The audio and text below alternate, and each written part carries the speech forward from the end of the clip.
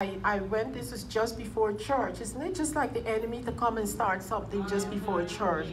And so I was sitting there, half of me was in church, and the other half, was thinking about what transpired. And I was thinking about this particular family member that I've been praying for salvation. I wasn't sure. I thought maybe they were saved, but I wasn't sure. And I was struggling with this thing, and I was stressing out about it. Have you ever, thought about something to the point where you're stressing? I mean, I was just, oh my God, and the enemy was beating me up on the head. They're going to die and go to hell, blah, blah, blah. You know how he does. And suddenly, God spoke to me again, 2 Peter 3:9.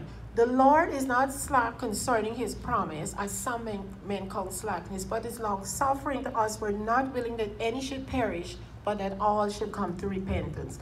Now remember, I'm praying for this person's salvation. And God spoke this word to me. And once again, it was like someone gave me a glass of cool water while I was in a hot desert.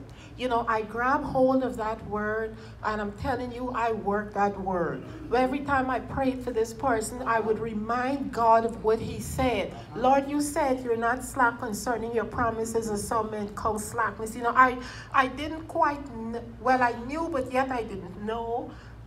I knew what God was saying, but I just couldn't really express it in everyday language. So I would just pray it back to him, just like he gave it to me.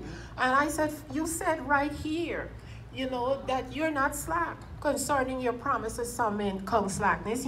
People will promise us all kinds of stuff, and they mean well, but situations and circumstances sometimes will come and they can't deliver. But nothing like that. God doesn't, this never hinders God. He, when he makes a promise, he delivers.